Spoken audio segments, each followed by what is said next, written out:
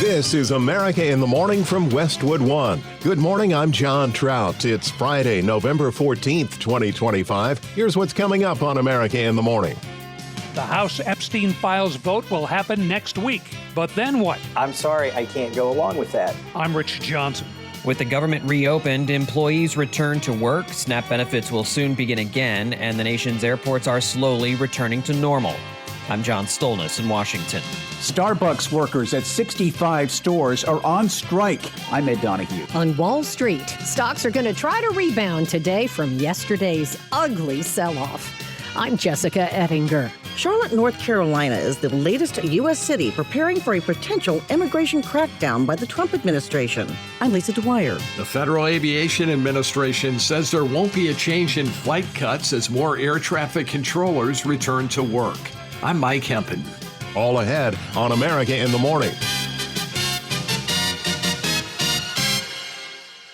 Speaker Mike Johnson says the House will vote next week on the bill calling on the Justice Department to release all the documents regarding Jeffrey Epstein. But what happens after that is anyone's guess. More from correspondent Rich Johnson. Now that enough House members have signed the discharge petition to force a full House vote on the measure, Johnson says it will happen next week. And he continues to insist that's what President Trump wants. He's for maximum transparency. He said it as recently as a couple of days ago, and I talked to him about it today. But does Johnson really want it to happen? The Speaker of the House is essentially a lapdog for the president. Florida Democrat Max Frost tells MSNBC he's sure there will be more obstruction attempts by Trump. He is locked away right now the next few days with Pam Bondi and all the other cronies trying to figure out what they can do to stop this. But stopping House approval is probably impossible now that several Republicans say they will join Democrats and vote for the bill. It was co-sponsored by California Democrat Ro Khanna and Kentucky Republican Thomas Massie, who says he votes with Trump about 91% of the time. But when they're protecting pedophiles, when they are blowing our budget, when they are starting wars overseas, I'm sorry, I can't go along with that. Massie's comment courtesy of CNN. Fellow Kentucky Republican Tim Burchett says he proposed passing the Epstein Files bill by unanimous consent, which means members would not have to go on record with their votes. But he tells Sinclair's national desk Democrats blocked it. The Democrats, once again, have proven my point. It's all about the show. It's about them. It's about power. Once the bill clears the House, the Senate is no lock. And then there's the virtual certainty that President Trump would veto it. He's taken to social media to warn Republicans against joining what he called the Democratic trap. So then the congressional numbers game shifts. If the bill passes and Trump vetoes it, when it returns to Capitol Hill, will enough House members and senators vote to override the veto? It would take 67 senators and 290 representatives to do so. I'm Rich Johnson. With the government shutdown now over, things are beginning to return to normal, although the blame game continues and an uncertain future over Obamacare subsidies remains. John Stolnis has the latest from Washington. Chief among the concerns of Americans as the holiday season approaches was the cancellation of thousands of flights over the last week after the federal government decided to put flight restrictions in place at 40 major U.S. airports. However, with the shutdown over, the FAA says those reductions will not rise to 10% this weekend as originally planned, but instead will be around 6%. And Delta Airlines CEO Ed Bastian tells CBS News air traffic controllers are returning to the job. They're going to get paid, I understand, in the next day or so.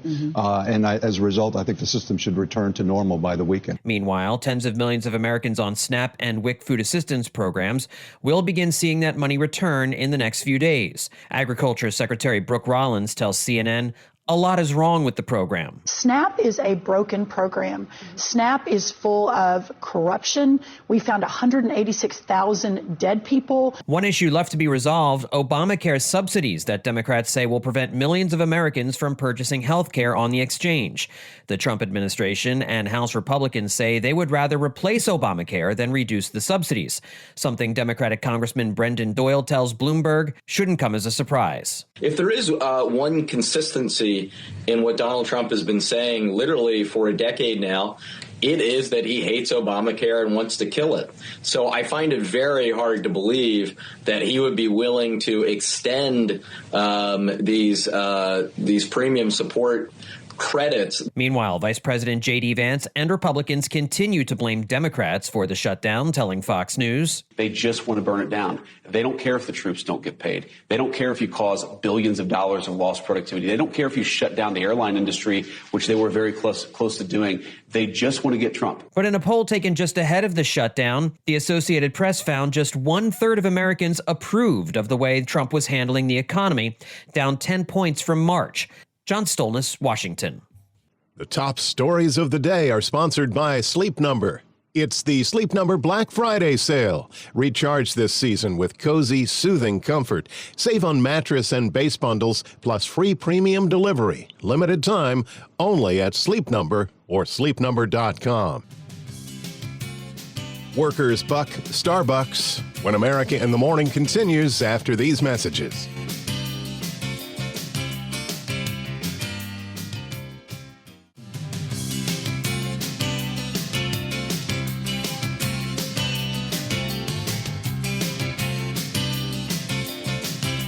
Welcome back. Thanks for listening. You're with America in the Morning. Flurries are flying this Friday. With the outlook, here's AccuWeather.com meteorologist LaTroy Thornton. A few areas of the nation have the risk for some snow today, and once again, the Northeast is one of them, as a persistent pattern of chilly air high up in the atmosphere helps to promote some precipitation forming. This will mean one more day with at least spotty snow shower activity from western New York through much of the upstate and right into northern New England, where a bit better coverage of snow showers can be expected from northern Vermont and New Hampshire into parts of northwestern Maine near the Canadian border.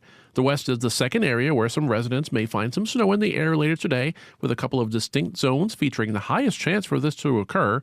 One of those zones will be in the Rockies around the Idaho-Montana border, where at least some snow mixes in, but a larger area of rain showers extends from far eastern Washington to west central Montana and central Idaho. To the west of there, some periods of steady snow are expected around the Washington Cascades, with steady rain and drizzle more likely west of there to the coast, and showers instead for western Oregon as a storm crosses to the north in Canada.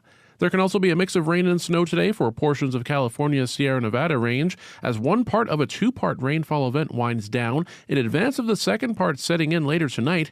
However, the bigger story for today will be the rain, not only from that first event, but especially the second one starting tonight.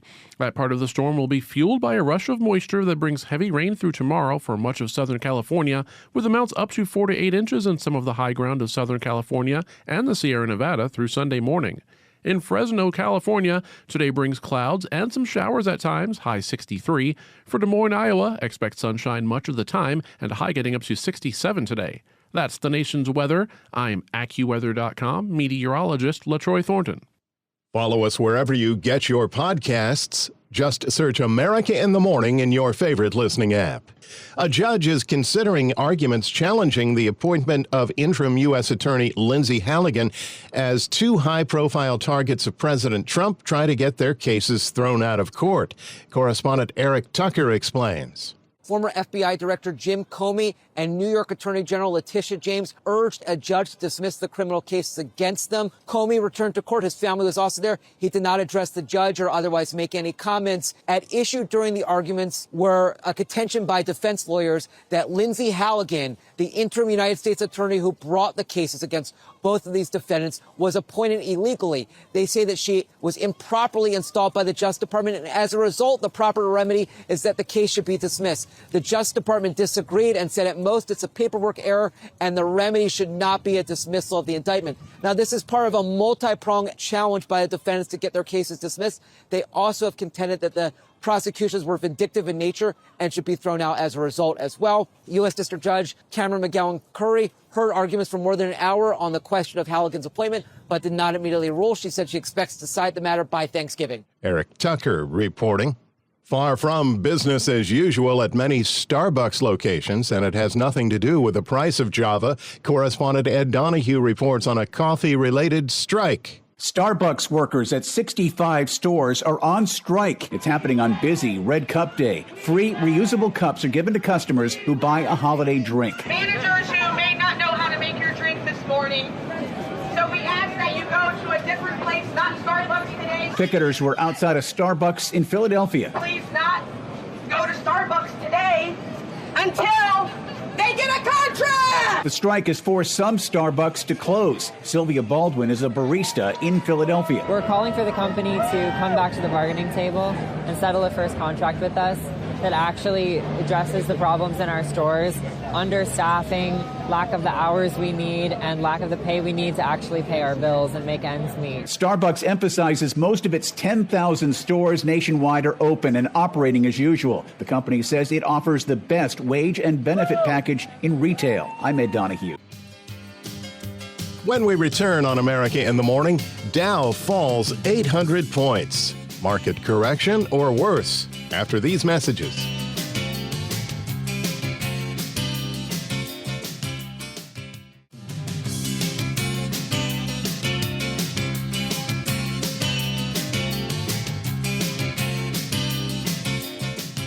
The Business Report is sponsored by Gusto. Gusto's a simple online payroll and benefits tool built for small businesses. Learn more at gusto.com/radio. With the Friday Business Report, here's CNBC's Jessica Ettinger. Wall Street opens this morning after an ugly sell-off for the markets yesterday. The Dow fell almost 800 points. The Nasdaq was down more than 500. Even Bitcoin fell, hitting a low of 98,000. That was Bitcoin's lowest since last May. Some investors say it's just a normal pullback. Bond yields were up, pushing stocks down, and this really isn't the start of a bear market. Look, I think this is an adjustment. We always knew, or we've all known, that I think sentiment was a little extreme. I don't think it disrupts trends. I think if anything, we're actually seeing some improvement in breadth, not deterioration, as we see healthcare kick in, and even energy. Renaissance Macro's Jeff DeGraff on CNBC. Verizon shares were lower. It was not rewarded by investors for becoming the latest major company to slash thousands of jobs. The Journal's on the tape now that Verizon's going to cut about 15,000 jobs. This would be the largest ever layoff for the carrier, set to take place in the next week. New CEO, cost reduction, incredibly competitive environment. And you have to wonder how many of those jobs are customer service jobs and how much is AI really supplementing or replacing a lot of those jobs. CNBC's Julia Borston with Carl Quintanilla.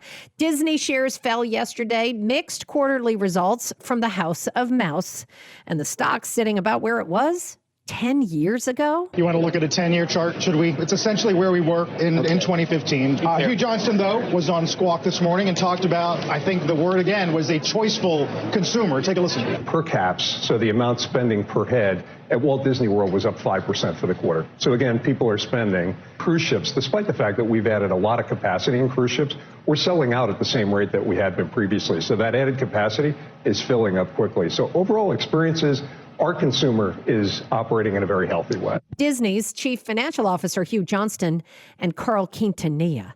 Employees will be allowed to put away more tax-deferred money out of their paychecks into 401k retirement plans next year. The IRS says if you have a 401k, your new contribution limit will be $24,500. But not a lot of people actually max those out. Last year, only 14% of all workers with 401ks were able to hit the limit, according to Vanguard. With Thanksgiving 2 weeks from yesterday and what some called Drinksgiving the night before, only about a third of Americans plan to buy alcohol for the holiday. In Numerator's holiday preview survey, and for those who do plan to buy any alcohol, the top choice is wine. On today's watch list, we get earnings from Allianz, and the Mega Millions jackpot tonight is pushing $1 billion at $965 million. Oh, wow. All right. CNBC's Jessica Ettinger with a look at Friday business. Coming up on America in the Morning, ICE moves to a warmer climate after these messages.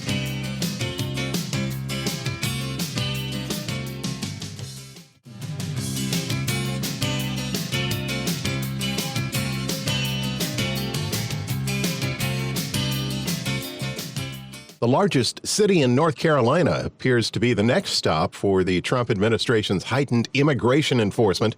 Correspondent Lisa Dwyer reports. Charlotte, North Carolina is the latest U.S. city preparing for a potential immigration crackdown by the Trump administration. Mecklenburg County Sheriff Gary McFadden says that federal officials plan to deploy U.S. Customs and Border Protection agents as early as this weekend. President Donald Trump has defended sending federal agents and the military into Democratic-run cities to combat crime and enforce his administration's deportation policies. Trump has also used this summer's fatal stabbing of a Ukrainian refugee on a light rail train in Charlotte as proof that Democratic-led cities failed to protect their residents from violent crime. Local activists and officials in Charlotte say they are working to prepare the immigrant community by sharing resources and trying to calm fears.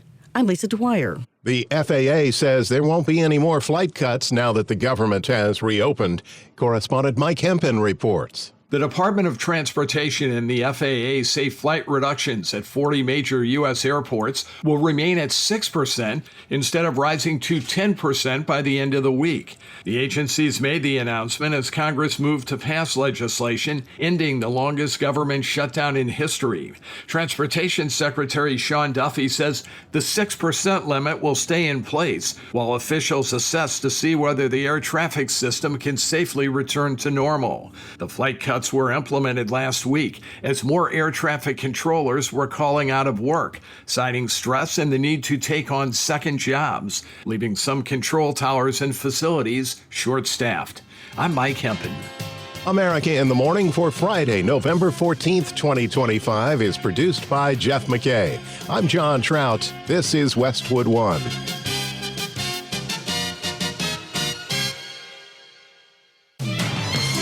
This is America in the Morning from Westwood One. I'm John Trout. Coming up this half hour. After more than a month away, government workers are returning to the job. I know what it's like to miss a paycheck. Ed Donahue, Washington. The BBC apologizes to President Trump over a controversial documentary edit. I'm Sue Aller. California Republicans say not so fast over Proposition 50. This corrupt deal. I'm Bob Brown. I'll have the latest. Parents of at least 2 babies who fell ill after a botulism outbreak are suing the makers of By Heart formula. I'm Marcela Sanchez. Toxic truck leads to Oklahoma evacuations, and Robert Workman has sports. The Horsemen are back on the big screen for one final score. I'm Kevin Carr. Back after these messages.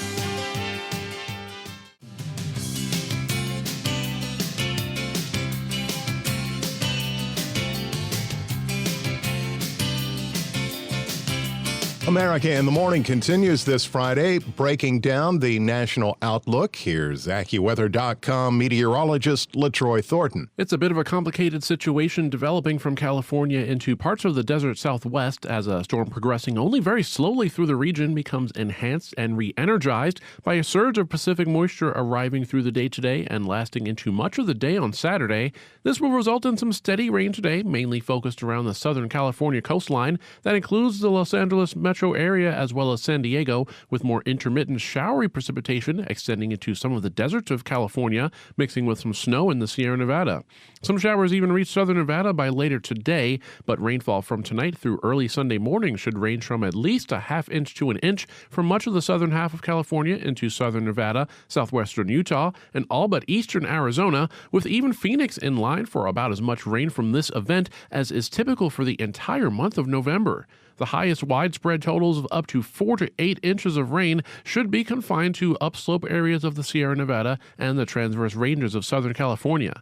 A separate disturbance crossing southwestern Canada brings the continuing risk for some periods of steady rain and high elevation snow into western Washington today, with some rain showers west of the Oregon Cascades and rain and snow showers from central Idaho northward through western Montana. The tail end of yet another storm keeps some spotty snow showers over much of upstate New York, with somewhat more numerous flurries and snow showers from central Vermont and New Hampshire toward the border of Maine and Quebec.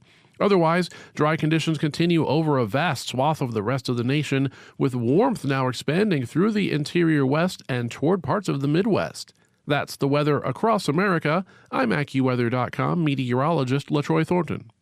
You can follow us wherever you get your podcasts. Simply search America in the Morning in your favorite listening app. After the longest government shutdown in American history has ended, it's back to work for thousands of federal employees and paychecks for those who went over a month without them. Correspondent Ed Donahue reports on the day after the end of the government shutdown, which still has leaders in Congress pointing fingers of blame. Our strong opposition to this spending bill because it fails to address the Republican health care crisis and it fails to extend the Affordable Care Act tax credit. The Democrats openly admitted, many of them said it in their own words, that they use the American people as leverage in this political game. They knew that it would cause that pain to the people, and they did it anyway. They did it for their own selfish purposes, their political purposes, and it was a game they played with real people's lives. After more than a month away, government workers are returning to the job. Offices are open the day after President Trump signed a spending bill ending the government shutdown. Republicans never wanted a shutdown and voted 15 times for a clean continuation of funding. I want to also thank the 8 Senate Democrats who finally did the right thing in voting to end this craziness, this madness, but unfortunately the vast majority of congressional Democrats were happy for millions of Americans to suffer. In Atlanta, I worked at this campus for 34 years and went through multiple shutdowns. I know what it's like to miss a paycheck. Retired worker Steve Monroe was outside CDC headquarters holding a sign that read, "You are heroes." These people have been maligned in the press, and public health is very important, and the job they're doing is important. And I just want them to know that there are those of us who appreciate what they're doing. At the White House, economic advisor Kevin Hassett was asked about the shutdown's economic impact. Our Council of Economic Advisors said that it cost about $15 billion a week. The bill signed by the president ensures back pay for federal workers and reverses dismissals. This was an easy extension, but they didn't want to do it the easy way. They had to do it the hard way, and they look very bad, the Democrats do. So I just want to tell the American people, you should not forget this. When we come up to midterms and other things, don't forget what they've done to our country. Ed Donahue, Washington. Dozens were sickened and people were forced to evacuate after a tanker truck began spewing dangerous gas in a hotel parking lot. Correspondent Donna Warder reports on a toxic leak in Oklahoma. Dozens of people became sickened Wednesday night in Weatherford, Oklahoma, when a tanker truck parked in a hotel parking lot began leaking anhydrous ammonia gas. We had a tanker truck that came into Weatherford, had a leak, was carrying anhydrous ammonia. Was parked in a parking lot behind the Holiday Inn Express behind us. Had a pretty significant leak. That gas began to gather and spread into the hotel and into the adjacent neighborhoods and businesses. Anhydrous ammonia is used as fertilizer, but can burn people in its liquid or gaseous form. We all thought we surely weren't going to make it. And I looked out here in the back, and I just see all the same white smoke. I don't know, we're surrounded. We're locked in. Like we're all about to sit here. We're going to die right now. You know, I mean, there was no air. People nearby were evacuated, others were told to shelter in place, and several dozen people were taken to the hospital for difficulty breathing. We don't have any information that the truck was in an accident. Right now, best what we can determine that it was either a mechanical failure on a valve or it was a faulty seal. At a news conference carried by KFOR, Weatherford Police Chief Angelo Orfici says the gas has dissipated, enough for people to return home. The shelter in place has been lifted. People can go back to their residence. They do not have to evacuate anymore. We are asking the public, though, to keep, watching each other, watching your loved ones. If they're starting to have any breathing problems, to please call 911 or go to the emergency room. Orfici says 4 people in critical condition were transferred to other hospitals for further treatment. I'm Donna Warder. Facing a potential 10-figure lawsuit, the British Broadcasting Corporation has issued an apology to President Trump over a documentary which included a misleading edit of the president's January 6, 2021 speech. Sue Aller has details. A single 12-second video edit has ignited a media firestorm. The BBC is apologizing to President Donald Trump after admitting it improperly edited parts of President Trump's January 6th speech in a 2024 Panorama documentary. The edit stitched together lines spoken nearly an hour apart, creating the impression that Trump directly urged supporters towards violence. Take a listen to the edited clip. We're going to walk down to the Capitol, and I'll be there with you. And we fight. We fight like hell. The network says the splice was meant to shorten a long speech, but now acknowledges it was an error of judgment. Here's the original clip. We're going to walk down to the Capitol, and we're going to cheer on our brave senators and congressmen and women. The BBC on Thursday said it's sorry for the edit, but insists there is no basis for a defamation claim, arguing the documentary wasn't broadcast in the U.S. and that Trump suffered no harm, pointing out that he was reelected afterwards. A second misleading edit, this one from a 2022 Newsnight broadcast, has now surfaced, intensifying criticism. I'm Sue Aller. Politics leads the DOJ to sue the state of California. What's behind the suit when America in the Morning What's behind the lawsuit when America in the Morning continues after these messages.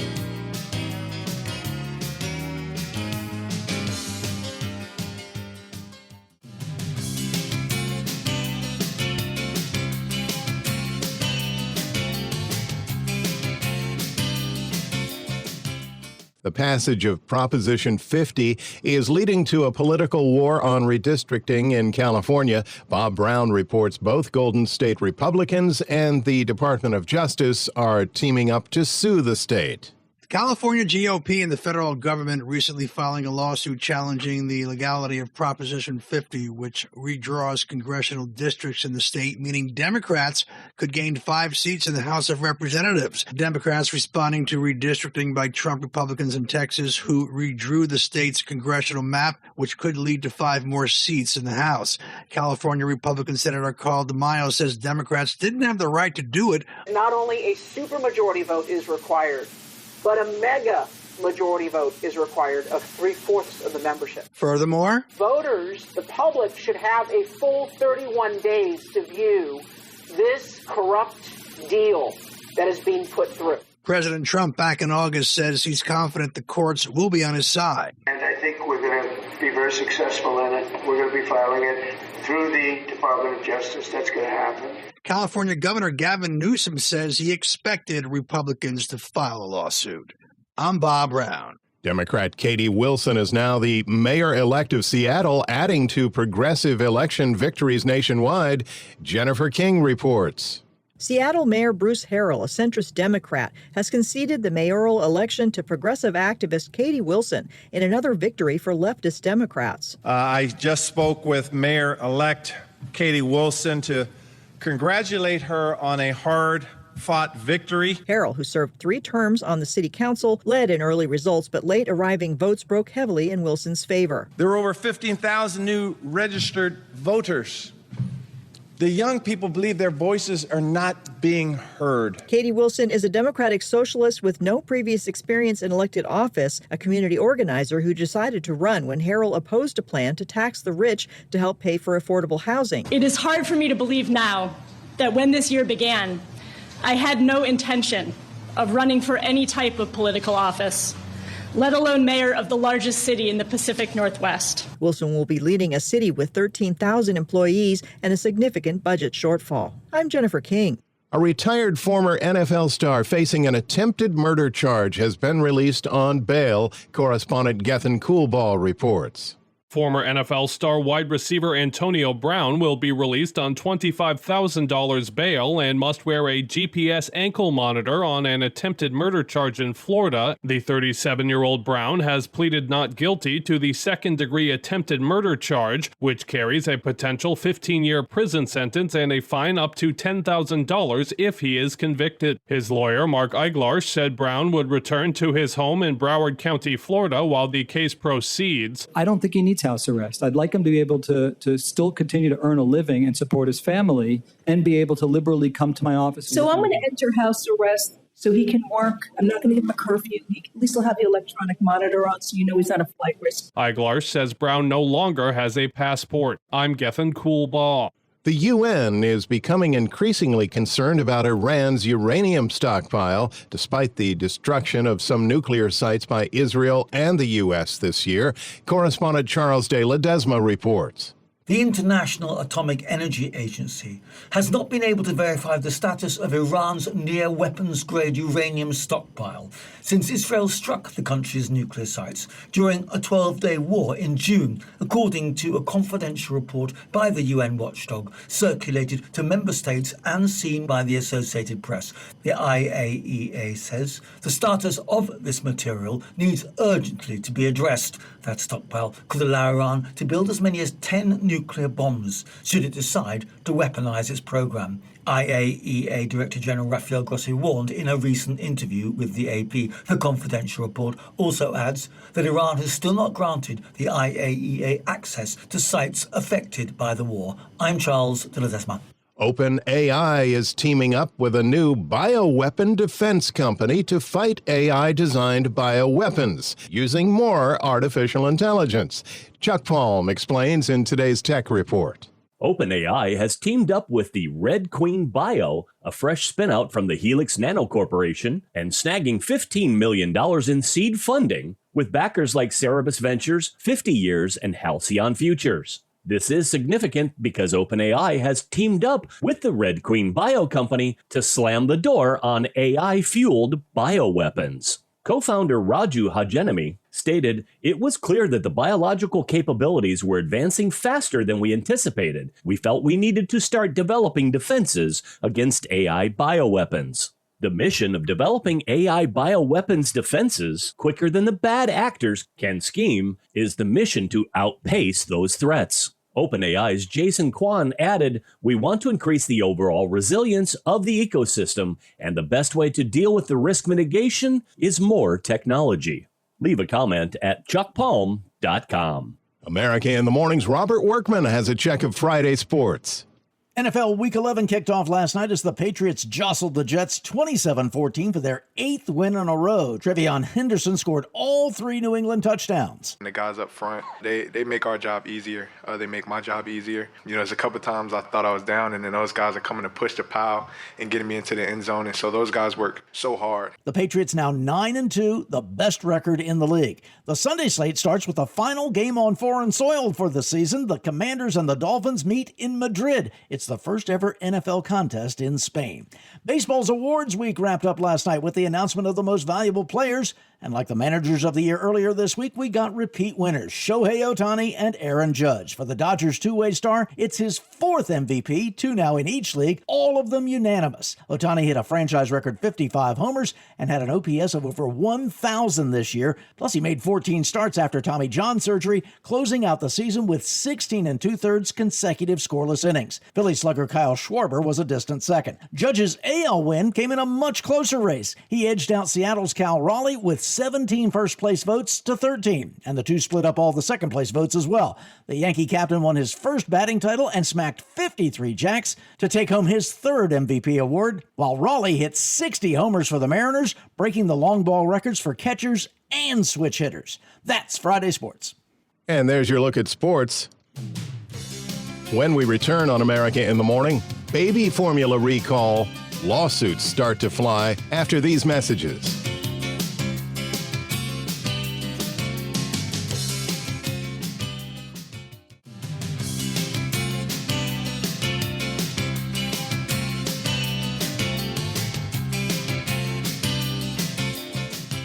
America in the Morning continues. Lawsuits have been filed against a company linked to an infant botulism outbreak that has sickened a number of babies. Correspondent Marcela Sanchez reports.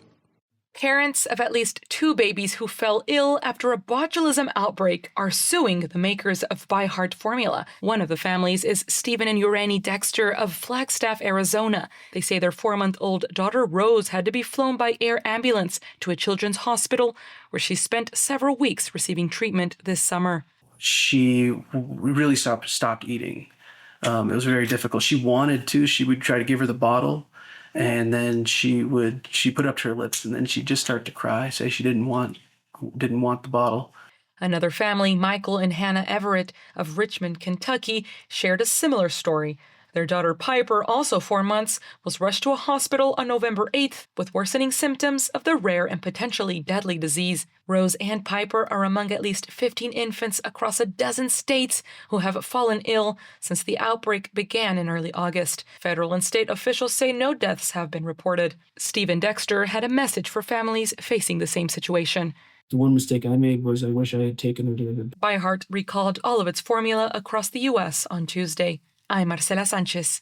We're less than 2 weeks before Thanksgiving, and heading to the theaters is a film that has some movie magic in an older franchise. Kevin Carr has a sneak peek at Now You See Me 3. It is very good to be back. For Hollywood's next trick, they will make a decade-old franchise reappear. It's been 10 years since The Horseman last appeared.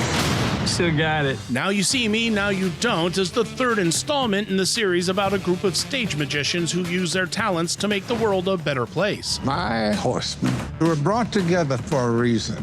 Bring down 2 generations of criminals with a single sleight of hand. Now they've reunited to take down a global diamond baron. The Vanderburg Corporation launders money for arms dealers, traffickers, warlords.